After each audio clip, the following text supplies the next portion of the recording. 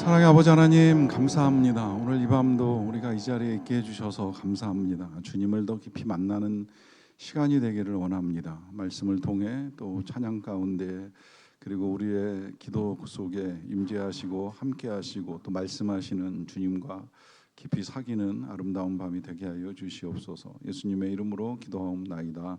아멘. 이 저녁에 함께 나누실 하나님 말씀은 마가복음 7장 24절부터 30절까지 말씀입니다. 마가복음 7장 24절부터 30절까지 말씀입니다. 하나님의 말씀을 저와 여러분들이 한 절씩 교독하고 마지막 절을 합독하겠습니다. 예수께서 일어나서 거기를 떠나 두로 지방으로 가서 한 집에 들어가 아무도 모르게 하시려 하나 숨길 수 없더라.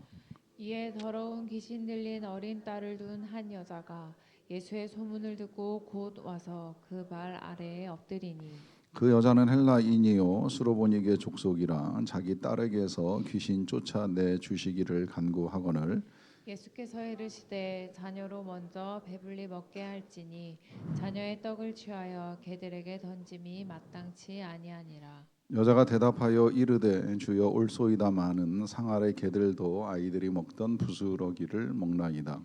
예수께서 이르시되 이 말을 하였으니 돌아가라 귀신이 내 딸에게서 나갔느니라 하시매 같이 읽습니다. 여자가 집에 돌아가 본즉 아이가 침상에 누웠고 귀신이 나갔더라. 아멘. 노회 분당 북시찰회에서 목회자 부부 수련회를 다녀올 기회가 있었는데요. 수련회 이제 여러 목회자 부부가 함께 참석을 했는데 그 이제 처음 수련회 함께하는 젊은 부부 몇 커플이 있었어요.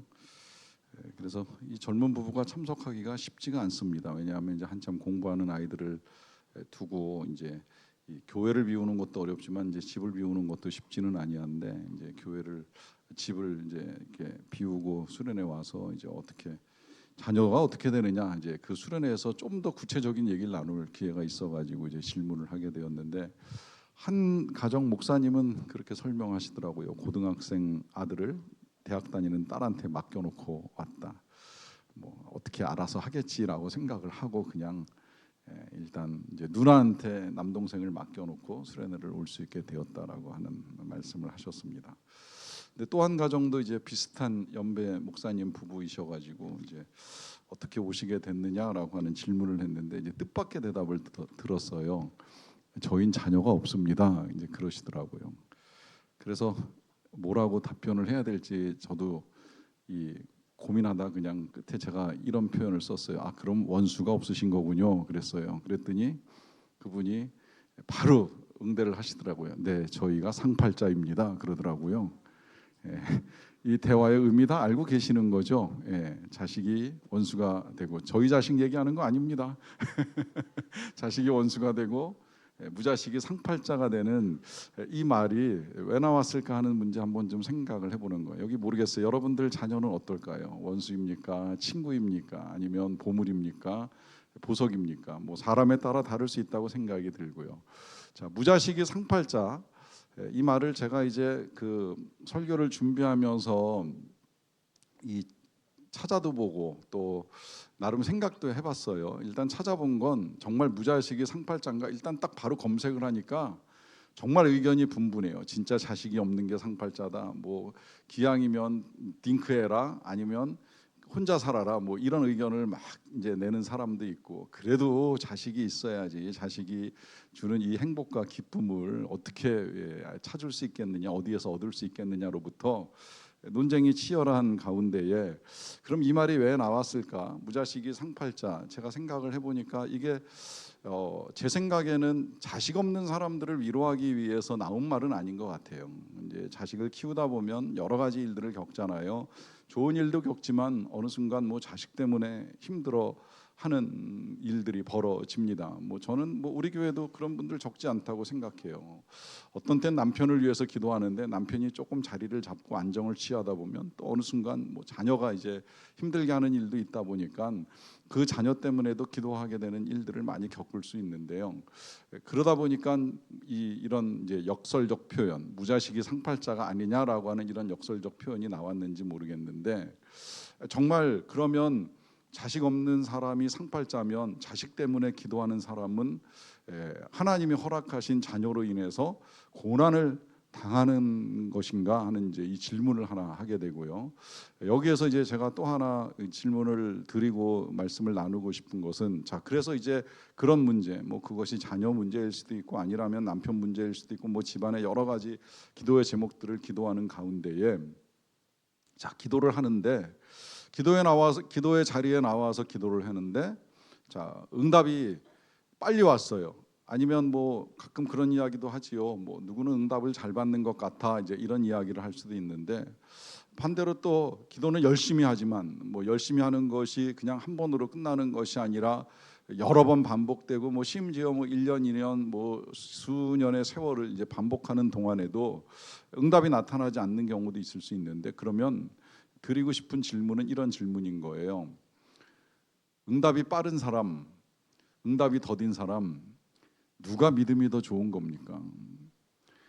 기도를 하는 즉시 하나님의 응답이 다가오는 사람과 기도를 열심히 드리고 있음에도 불구하고 아무 변화가 일어나지 않는 사람은 정말 믿음이 없는 걸까, 연약한 걸까라고 하는 질문을 해보는 것이지요. 어떻게 생각을 하시는지요?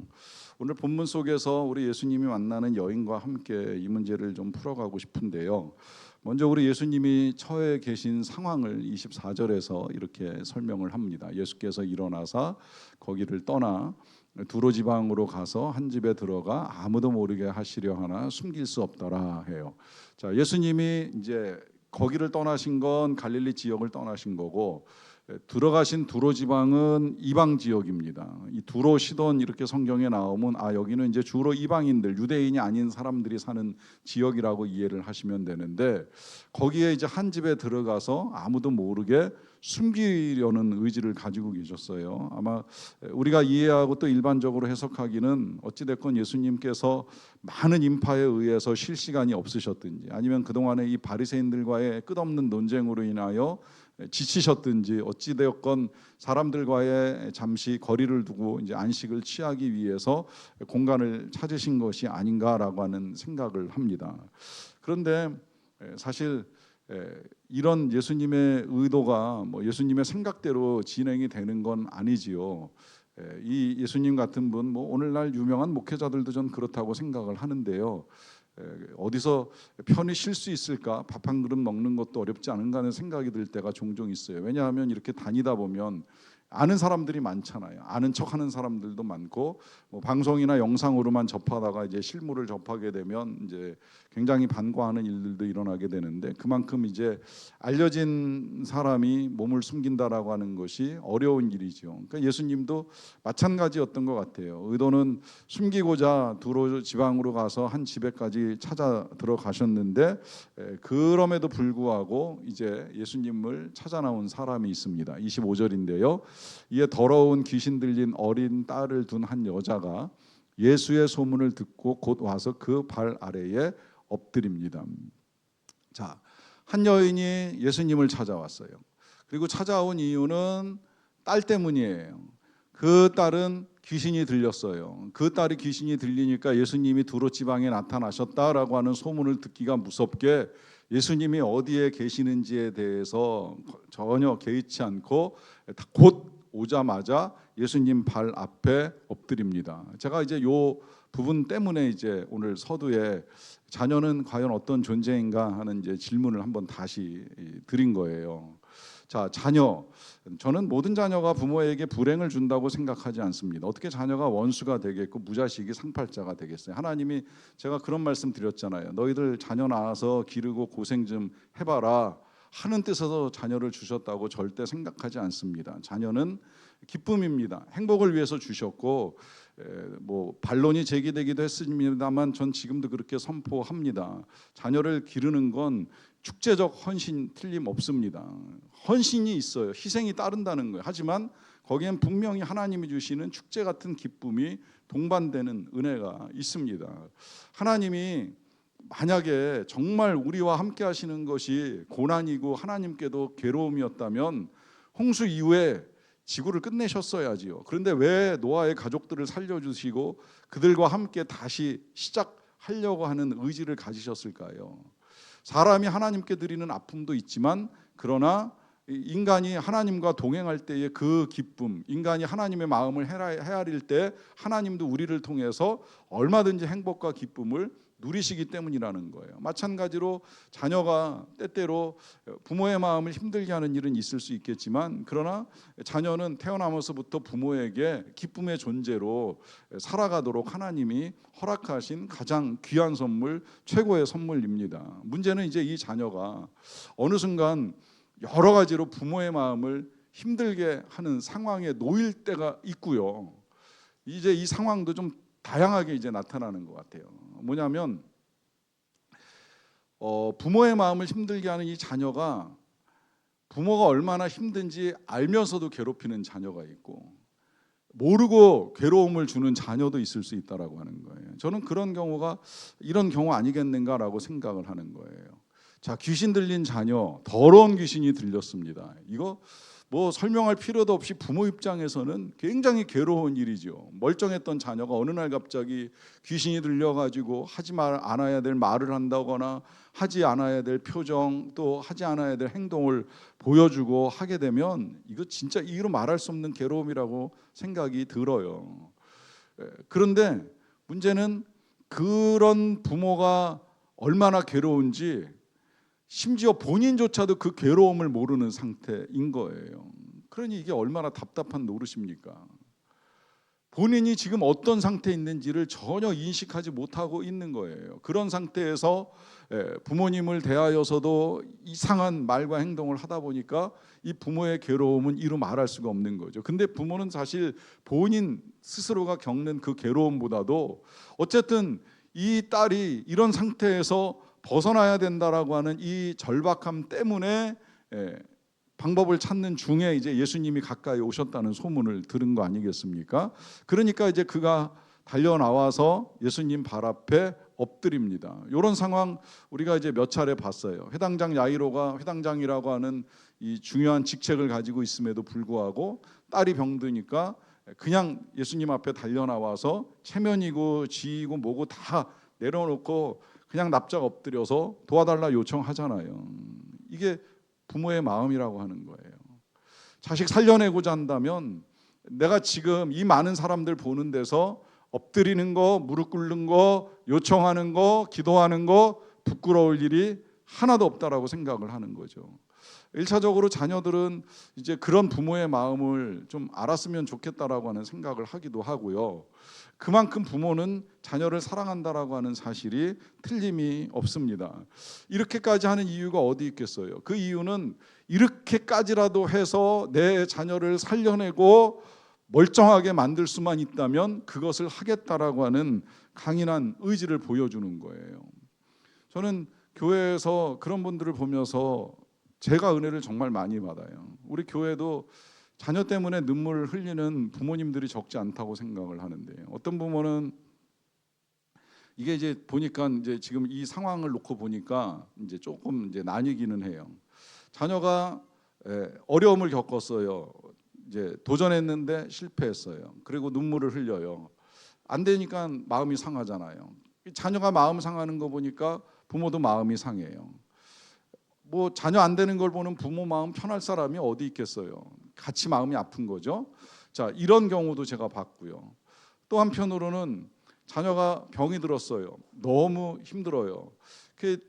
그 자녀의 병든 순간부터 어머니가 교회 와서 매일 하루도 쉬지 않고 기도를 하는데 지난 겨울 아무리 추운 날에도 이 여름 아무리 더운 날에도 하루도 쉬지 않고 매일 와서 기도를 드리는 거예요. 이게 부모의 마음이라는 거죠. 자녀가 길이 열릴 때까지 혹은 자녀의 건강이 회복될 때까지 뭐 덥거나 춥거나 뭐 한 번쯤은 쉴 수도 있을 것 같은데 멈출 것만도 같은데 오히려 저는 멈춰도 그분들은 안 멈추시더라고요. 하루도 멈추지 않고 매일같이 나와서 매일 기도하는 이 부모님들, 이건 정말 자녀를 향한 지극한 사랑이고 또 하나님을 향한 강한 믿음이 아니겠는가라고 하는 생각을 하는 겁니다. 이런 마음을 가지고 지금 이 부모가 이제 예수님 앞에 엎드리는 모습입니다. 자, 이 여자에 대해서 소개를 이렇게 해줘요. 26절인데 그 여자는 헬라인이요 수로보니게 족속이라 자기 딸에게서 귀신 쫓아내 주시기를 간구합니다. 자, 헬라인이라고 소개가 됐어요. 유대인이 아니라는 이야기고요. 그 다음에 수로보니게 족속이라고 하는 것은 시리아 베니게 지역에 있는 그 이방인이라고 하는 의미예요. 자, 어떻게 이제 여기까지 오게 됐는지 알 수는 없지만 이제 이 여인은 이제 확실한 이방 여인이라고 하는 사실이 분명하게 이제 드러나 있고요. 그녀는 자기 딸에게서 귀신을 쫓아내 주시기를 간구합니다. 자, 뭐 그가 기도하는 내용은 너무나도 이제 분명한 것이지요.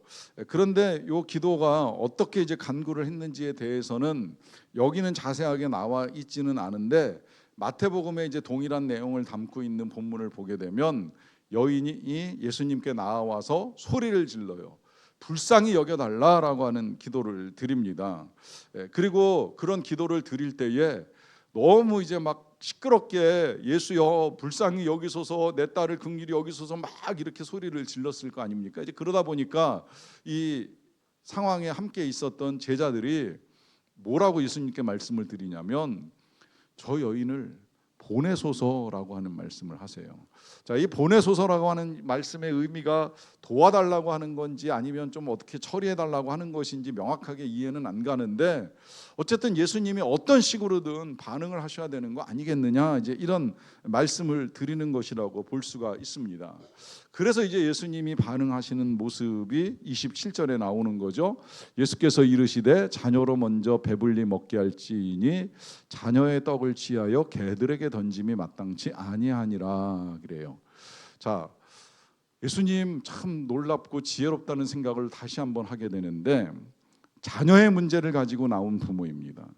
그 부모에게 자녀에 관련된 이야기를 가지고 응답을 하시는 거예요. 그건 뭐냐면 자녀에게 줘야 될 음식을 개에게 먼저 주는 법은 없다라고 하는 것이죠. 먼저는 자녀를 실컷 먹이고 난 다음에 남는 게 있으면 개한테 던져준다라고 하는 말씀을 하신 거예요. 이건 뭐 그냥 상식적으로만 생각해도 뭐 틀림없는 말씀인 것이죠. 그런데 예수님이 말씀하신 이 말씀의 의도나 의미는 이게 전부 아닌 거 알고 계시지요. 지금 이렇게까지 말씀하시는 이유는 찾아 나온 여인이 이방인이기 때문이라는 거예요. 그리고 이방인은 유대인들의 눈에는 개와 동등한 존재였습니다. 그러니까 지금 예수님이 이 말씀하시는 내용의 의미는 너는 유대인이 아니고 이방인인데 내가 베풀 은혜나 능력이 있다면 그건 먼저 유대인들에게 다 나누고 난 다음에 그러고 남는 부스러기 같은 거 있으면 그때 내가 너를 도와줄게 라고 하는 의미의 말씀을 전하시는 거예요. 그러니까 이 예수님의 말씀은 당시 제자들이나 주변에 있었던 혹 바리새인들이나 아니면 유대인들이 듣게 되면 그럼 그렇지라고 무릎을 치면서 예수님을 인정할 만한 기가 막힌 대답이에요. 그럼 예수님도 유대인인데 당연히 유대인 먼저 구원하시고 유대인 먼저 치유하시고 유대인에게 능력을 베푸셔야지 저 개와 다를 것이 없는 이방 여인이 와서 간구한다고 한들 뭘 주시겠어, 뭘 베푸시겠어, 이렇게 동의할 만한 말씀을 예수님이 먼저 입 밖으로 내신 거예요. 왜 그러셨을까요? 예수님도 유대인이라 유대인 우월주의에 빠져 계셨던 걸까요? 그건 아니겠죠? 그럼 왜 그러셨을까요? 이 예수님 앞에 나와 엎드리는 헬라 여인을 보면서 비방하고 비하하고 싶으셨던 것일까요? 그것 또한 당연히 아니겠지요. 왜 예수님은 이토록 과격한 표현을 사용하시면서 여인에게 바로 응답하지 않으셨을까요? 그리고 이런 예수님의 응답을 보거나 들을 때 여러분들 입장에서 한번 생각을 해보셔야 돼요. 만약에 여러분들이 기도하러 나왔는데 정말 하나님께서 모처럼 음성을 들려주시는 거예요. 그동안에 기도하는 동안에 한 번도 하나님의 음성을 들은 적이 없는데 하나님이 음성을 들려주세요. 누구야? 라고 이름을 부르시면서 깜짝 놀라게 하신 다음에 뭔가 기대가 잔뜩 부풀었는데 내가 네 기도를 들을 것 같으냐? 이러고 말씀하셨다고 생각을 해보세요. 어떠실 것 같아요? 난 지금 너한테 응답하기 싫어. 지금은 아니야. 너보다는 딴 사람, 먼저 응답해야 될 사람이 있어. 먼저 도와줘야 될 사람이 있어. 먼저 살려줘야 될 사람이 있어. 먼저 내가 능력을 베풀어줘야 될 사람이 있어. 넌 아직 아니야 라는 거절을 들으셨다면, 만약에 주님께서 그렇게 거절하신다면, 그래서 정말 내가 몇 날, 며칠 동안, 아니 몇 개월, 몇 년 동안 하나님 앞에 기도해도 지금까지 하나님이 응답하지 않으시는 것처럼 보인다면 여러분 어떻게 하시겠어요? 그 기도 계속 하실 거예요? 아니면 포기하실 거예요? 어떻게 하시렵니까?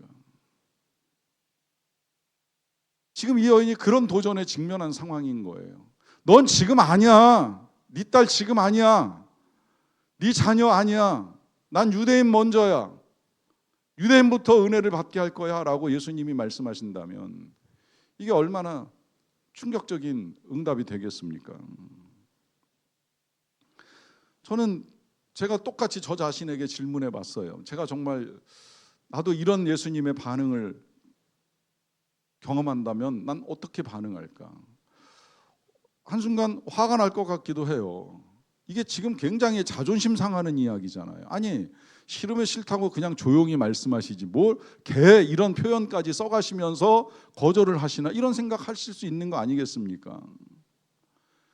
실제로요, 우리가 그렇게 기도를 포기하는 사람 주변에서 보잖아요. 몇 번 기도하다가 응답 없는 것 같으면 아이 뭐 하나님이 뭐 내 기도 들으시겠어?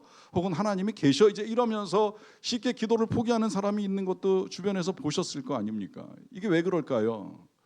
기도하다 보면 응답되지 않는 이 상황들 속에서 마음이 상하는 거예요. 그 마음 상하는 게 거절에 대한 기분 나쁨일 수도 있는 것이고 또 이 자존심이 상하는 문제예요. 난 내 나름 엎드려서 최선을 다해 하나님 앞에 기도한다고 했는데 하나님이 응답하시기는커녕 전혀 반응 없는 이 시간들을 보면서 스스로의 자존심이 상한다는 생각을 할 수도 있는 것이지요. 그럼에도 불구하고 왜 예수님이 이런 말씀을 하셨을까요? 그 이유를 찾기 전에 저는 이 여인이 보인 반응을 좀 봤으면 좋겠는데요. 28절에 여자가 이렇게 반응을 합니다. 여자가 대답하여 이르되 주여 올소이다마는 상아래 개들도 아이들이 먹던 부스러기를 먹나이다 그래요. 저는 이 여인의 이런 반응이 정말 대단하다는 생각을 했어요. 뭐 늘 봤었고 제가 이제 말씀을 준비하다 보니까 이 말씀이 2022년 수능 시험 보는 날 제가 이제 어머니들과 나눴던 말씀인데 마태복음 말씀을 가지고 나눴어요. 그때 어머니들 교회 와서 기도하시는 어머니들 보니까 꼭 이 수로보니게 여인하고 다를 게 없는 것 같아요. 공부 안 한 건 애들 책임인데 엄마는 교회 와가지고 눈물 흘리면서 하루 종일 기도하다 집에 가잖아요. 얼마나 불쌍해요. 그러니까 엄마들이 이 교회 와가지고 공부 안 한 내 딸 내 아들 불쌍히 여기세요 이러면서 하루 종일 기도하는 그 모습이 그날 이 말씀을 나누게 된 이유였는데, 그런데 이 여자가 대단한 건 뭐냐면 그렇게 예수님이 거절하시는 상황에서 예수님의 말씀에 공감과 동의를 표현합니다. 주님 옳습니다. 주님 말씀 틀리지 않습니다. 당연히 자식 먼저이고 개는 나중이지요. 하지만 그러면서 이제 자신의 의견을 지혜롭게 개진을 해요. 아무리 개라고 할지라도 그 개도 결국은 주인의 상에서 떨어지는 부스러기를 먹습니다. 틀린 말 아니잖아요. 결국은 개도 그 집안에 있는 한 그 집안의 음식을 얻어먹게 되어 있는 거 아닙니까? 순서만 다를 뿐이지요. 그러니까 부스러기라도 나누어 달라는 거예요. 이게 정말 참 저는 굉장한 지혜라고 생각을 하는 겁니다. 이게 지금 이제 그 유대 역사를 놓고 보게 되면 유대인들은 손으로 밥을 먹잖아요. 손으로 밥이 아니라 정확하게 이제 빵을 먹는데 그런 이야기가 있어요. 빵을 먹을 때에 첫 번째 빵을 이제 집어가지고 그걸로 이제 손을 닦아서 던진 다음에 그 두 번째 빵부터 이제 먹는다는 설이 있기도 해요. 그러다 보니까 이제 상에서 그 먹는 빵이 개한테 던져지는 이제 부스러기가 된다라고 하는 이제 해석도 있고요. 어찌되었건 분명한 건 한 공간 안에서 주인과 함께 개들도 결국은 양식을 취한다라고 하는 이 말이 이 여인이 가지고 있었던 생각이고 그 생각이 예수님께 그대로 전달이 된 거예요. 그리고 그 생각이 전달될 때 예수님이 반응을 하시죠. 뭐라고 반응을 하십니까? 26절입니다. 예수께서 이르시되 이 말을 하였으니 돌아가라, 귀신이 네 딸에게서 나갔느니라 하십니다. 자, 이 여인 부스러기라도 줬사오니 은혜를 내려 달라라고 하는 이 여인의 이 기도가 예수님께 전달이 됐어요. 그러니까 예수님이 그 말을 듣자마자 돌아가라라고 하면서 선포하십니다. 귀신이 네 딸에게서 나갔느니라라고 하는 말씀을 하시지요. 결국 이 말씀에 따라 이제 여인이 마지막 절에 보시면 집에 돌아가서 확인을 합니다. 아이는 침상에 누웠고 귀신이 나갔습니다. 저는 이 상황에서도 뭐 여기 이제 워낙에 많은 부분들이 생략이 돼서 기록이 안 되었는데 여인이 정말 예수님의 말씀을 듣고 돌아갔다면 저는 이것도 굉장히 대단하다고 생각을 해요. 정말 지금 가도 되는 거예요? 확인도 하고 싶고 돌아가면 우리 딸은 멀쩡한 거예요? 내 딸은 고침을 받은 게 맞는가요? 괜찮을까요? 라고 하는 여러 가지 대화가 오고 갔을 수도 있는데 여인은 그냥 예수님의 이 한 말씀 듣자마자 돌아갔어요. 사실 이 여인의 믿음이 너무나 대단하기 때문에 나중에 이걸 정리하는 마태가 아까 제가 말씀드린 마태복음에서 제자들과 함께 오고 갔던 신랑이도 기록했을 뿐만이 아니라 이 여인의 믿음을 칭찬하시는 예수님의 말씀이 함께 기록이 되어 있어요. 저는 그런 면에서 이제 마태복음의 기록이 좀 더 정확하지 않은가 생각을 해요. 왜냐하면 제자의 기록이니까 그럴 거라고 생각을 하는데 예수님이 이 여인의 믿음을 굉장히 칭찬을 해주고 그 믿음과 함께 여인은 이제 예수님이 고쳐주신 딸을 다시 만나게 되는 은혜를 경험을 하는데요. 자, 여기서 이제 제가 오늘 결론적으로 여러분들하고 나누고 싶은 말씀은 이 여인의 믿음은 과연 어떤 믿음이냐라고 하는 걸 우리가 다시 한번 생각을 해보자라고 하는 거예요. 그 믿음은 다른 어떤 것이 아니라 포기하지 않는 겁니다. 포기하지 않는 것. 자, 과정 중에는 별일을 다 겪었어요. 제자들에 의해서 보내소서라고 하면서 처리해달라고 요청하는 소리도 이 여인이 못 들었겠습니까? 들었겠지요. 그 다음에 예수님이 정말 끔찍하게도 자녀의 떡을 취하여 개에게 던짐이 마땅치 아니하다라고 하면서 거절하시는 메시지도 들었어요. 뜻밖의 메시지예요. 아니 그동안에 그렇게 사랑을 말씀하시던 예수님이 나를 거절하시더니 라고 의문을 품을 만한 그런 메시지도 들었어요. 그런데 포기하지 않았어요. 그리고 다시 은혜를 구합니다. 또 은혜를 구합니다. 여러분 믿음은 기도해서 즉각 응답받는 게 믿음이 아니라는 거예요. 물론 그것도 귀한 믿음이에요. 하지만 믿음은 즉각 응답이 안 일어날 때도 포기하지 않는 것이 믿음입니다. 응답이 나타날 때까지 기도하는 것이 믿음입니다. 하나님의 역사가 일어날 때까지 기도하는 것이 믿음입니다. 믿음은 반드시 인내를 동반합니다. 우리의 믿음이라고 하는 거 사실 지금도 인내잖아요. 우리가 사실 하나님을 믿기로 결정한 건 여기 뭐 사람에 따라 다를 수 있다고 생각을 해요. 어떤 사람은 어머니 뱃속에서 아니면 저같이 청소년기에 아니면 청년기에 장년기에 뒤늦게 우리의 믿음이 결정되지만 실상은 이 믿음을 끌고 가는 건 수십 년의 인내를 필요로 하잖아요. 정말 우리가 믿는 바의 실제가 어떻게 나타날지에 대해서 우리의 인내가 없다면 우리 다 중도에 포기했을 거예요. 그런데 감사하게도 여기는 지금 포기하신 분이 없는 것 같아요. 적어도 아직까지는 포기하지 않았어요. 자, 이 믿음에는 때때로 인내를 우리에게 요구합니다. 그 인내가 환난 때에, 가난할 때에, 곤고할 때에, 이런 환난과 시련 가운데 우리의 마음에 시험이 찾아올 때에 여러분 우리에게 필요한 건 다른 어떤 것이 아니라 포기하지 않고 인내하는 믿음이 필요한 거예요. 그 인내 가운데 지금 이 여인이 결과를 봅니다. 하나님의 역사를 봅니다. 그런 의미에서 저는 왜 우리의 응답이 더딘지를 이제 더 알게 된 것 같아요. 왜 하나님이 우리의 기도에 이렇게 더디게 응답하시는가? 저는 이 여인이 첫 번째 거절을 당했을 때는 망신을 당하는 것처럼 보였어요. 그런데 두 번째 예수님의 응답이 나타날 때에는 예수님이 이 여인을 영광스럽게 만들어 주셨어요. 이방 여인이지만 보잘것없는 여인이지만 그 여인의 믿음이 얼마나 대단한지 예수님도 인정하시고 칭찬하시고 많은 사람들 앞에 그 믿음이 드러나게 하셨어요. 예수님이 유대인들이 보는 앞에서 이 여인을 이방인이라고 개라고 표현한 건 이런 의도를 가지고 있는 거예요. 그녀를 영광스럽게 만들고 싶으신 거예요. 과정은 힘들었지만 그 과정 끝에 나타난 결과를 통해 얻게 되는 영광. 여러분, 그 영광을 얻을 자가 그리스도인입니다. 그리스도인은요, 과정은 수치스러울 수 있어요.